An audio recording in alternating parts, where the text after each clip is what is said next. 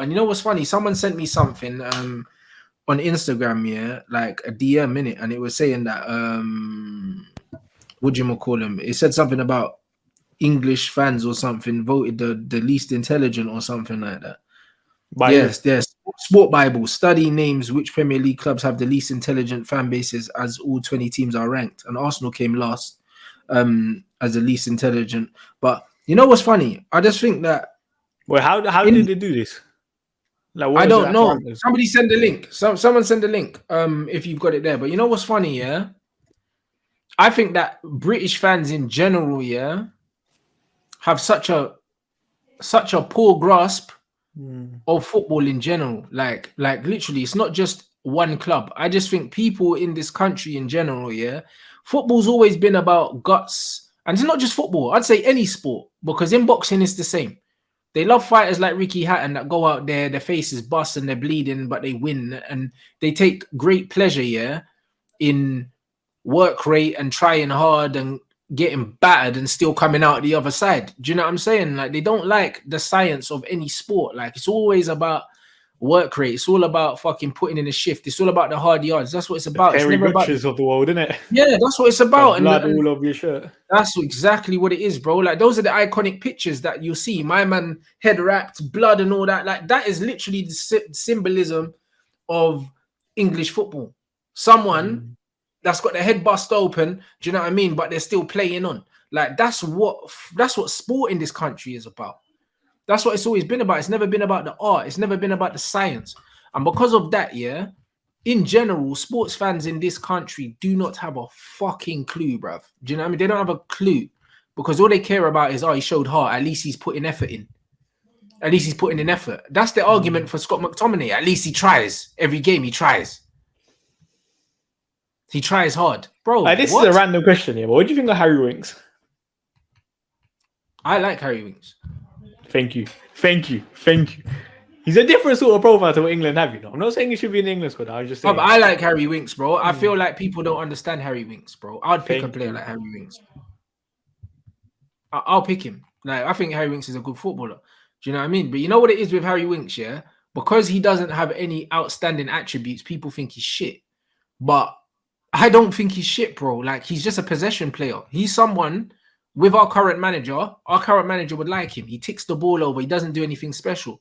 But it's kind of like, I think in modern football now, these men just want, like, not everyone can have an X factor in your team, innit? Not everyone. But he does what he does well. Like, I don't have a problem with Harry Winks. He gets so much shit, bro. I don't get it. Yeah. But I like him. Like, I feel like you see that sort of profile in terms of like a volume passer. I'm not calling Harry Winks that, but I think he's probably the closest to that in English football. England like that so much. Of course, someone that just receives the ball and keeps it ticking. Keeps it ticking. Obviously, he's not as good as Michael Carrick. He's not. But someone of that ilk that just gets on the ball and just moves it. If he was playing in a team that played proper football, I think people would appreciate him. I think people don't rate Harry Winks because he plays for Tottenham. And that's right. Come on, it is Tottenham. So I understand why they don't rate him because he plays for Tottenham, because it's Tottenham. Do you know what I mean? Like, man are not meant to get respect for Tottenham, bro. Let's be honest. But I feel like Harry Winks just would never get respect in this country, kind of thing, innit? Like, don't get wrong, but Carrick didn't get respect here, Baines. You're not old enough to remember. Carrick used to get, bruv. Carrick never got called up for England, bro.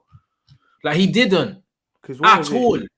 Like, you probably know this better than me. Like, that 12-13 season, like, closer to that time, Carrick didn't get picked for England, but Scott Parker did. Yes. Scott Parker was England's guy, bro. Do you know what I'm saying? Like, he didn't get picked, Michael Carrick, and he ended up retiring because he wasn't getting picked, bro. Like, players that are good on the ball, yeah, like that, and they just do the simple things. Billy Gilmore's a good player, bro. That do the simple things, yeah. Don't overcomplicate the game, bro. They get overlooked because they want box-to-box passion merchants, bro. That tear in either end of the field and slide in and do all these other things. Harry Winks doesn't do that. Someone said Harry Winks is bang average. Like, that's not the argument. We're just talking about a profile player Harry Winks, isn't it? It's not. I think they expect things of him that he's not capable of doing. I don't think that's his fault, though. Do you know what I mean? My man saying he's not the worst player, but he's very average. Bro, listen, having an average player that knows how to play their position, yeah, is good in football, you know? Do you know what I'm saying? Gary Neville was below average, but he did a very good job for a long number of years and couldn't be displaced because he knew his limitations and he did what he was supposed to do. We can't have 11 superstars on the pitch. So sometimes you just need a player to just win the ball, keep it simple, keep ticking the game over. Like Harry Winks under Pochettino was a different animal. And since Pochettino left, he's been exposed by the different styles that Tottenham have tried to play unsuccessfully, I might add. Do you know what I'm saying? So it's just one of them things where it's all about the profile of a player, bro. But he's definitely one of the best. Gareth Barry is one of those players as well. Gareth Barry was so underrated. I don't know if you're old enough to have watched him. No. But I'll probably say that Harry Winks is probably one of England's best progressive passes right now. Still. And what does the data back that as well? Yeah, because I was looking at this the other day. Like in terms of progressive passes, he's in like the top 2% still in Europe for midfielders. Like not many people like him. Not many, or for England kind of thing, isn't it? But that's someone said Winks would do well in Man City. I remember, I think was it 2 summers ago? I think City were linked with him. And I thought that was a very and City had Gareth Barry, bro. Listen, them kind of players, Gareth Barry, man used to laugh at Gareth Barry and think he was washed, bro. But Gareth Barry done the simple things: received the ball in a half turn, passed it forward. That was it, bro. No frills, no spills. Good footballer, bro. Like not everything's about the explosive players that arrive late and score eye-catching goals and something like that. Sometimes you just need someone that's going to tick the game over, bro. Like, bro, if Jordan Henderson can play for Liverpool, yeah, I don't want to hear no one dissing Harry Winks because Henderson ain't a better footballer than Harry Winks. He's not.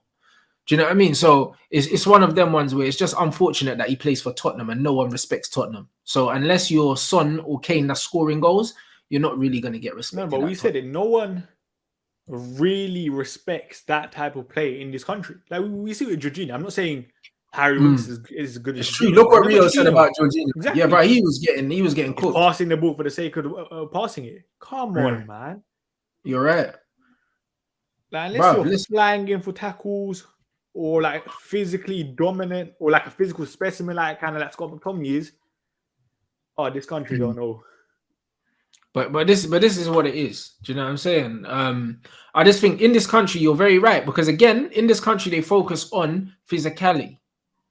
That's what they focus on. So because Winks isn't mad explosive like that, they're saying that.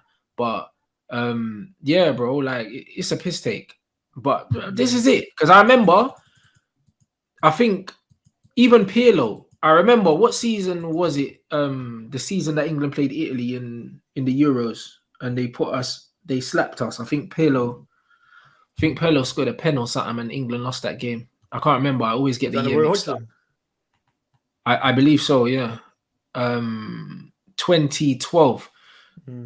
Bro, that was the first time I heard any English commentators actually give credit to a deep lying playmaker. And they were going on like Pirlo hadn't been doing that for years, bro. Like, do you know what I mean? They were talking about Pirlo like they just seen a fucking like a unicorn or something like that, bro. Like, and then man, when Paul Scholes was doing that, these man weren't talking about it. Like Paul Scholes literally did that for years, and nobody gave Paul Scholes the respect he deserved. He's another one that got shafted to the left wing for England, bro. Like Paul Scholes got disrespected by England, so did Michael Carrick. So why are we surprised that in this country that players that play in that position, yeah, and have that responsibility get disrespected? We've seen it for my whole life. We've seen it. Do you know what I'm saying? And this is what it is. No, but like come on, man. Like the evidence is there of like these sort of players' ability, innit? Like surely eventually common sense will kind of prevail, innit? But it never seems it does with this country. But this is it. Pirlo literally walked around the pitch, yeah, and spaced the pitch out and just opened it up. Never really saw him running, panicking, this, that, and the other, X, Y, Z. It's only when he destroyed England, that's when they realized, oh my days. But bro, footballers have been playing like that for a long time. And this is it. Like, Gerrard and Lampard is the reason why Carrick got sacrificed, the reason why Scholes got sacrificed, because they got sacrificed for Lampard's goals for his club, and they got sacrificed for Gerrard's engine and his intensity. When really, the only thing that England midfield was lacking was a ball player. You know what's crazy as well? Remember Maurizio Sarri, how much the English media were cooking for moving Kante out the 6th row. Yeah, but Jorginho was crucial to the way they play football. Someone needs to find that press conference, the Jorginho Kante press conference, because I remember whatever Maurizio Sarri said in that press conference, he was proven right. Yeah, on Kante. If you man can find that, find that. Do you know what I'm saying? But bro, like I remember when Jorginho first came, and Sarri ball is some of the best football we've seen in this league. You know, that's what's funny. Some of the goals that they scored under Sarri, yeah, easy. Like bro. The way that Jorginho was dropping and receiving the ball in between the two centre-backs and stuff like that, some of the football and some of the goals they scored under Maurizio Sarri were absolutely ridiculous. And he got proven right about Jorginho, and that's why like he came over and he brought Jorginho with him. That was literally, he was like, cool, I'm leaving, Jorginho comes. Because he understood how crucial Jorginho comes, just for him to be smirched by Ferdinand and them, man. You know them, man.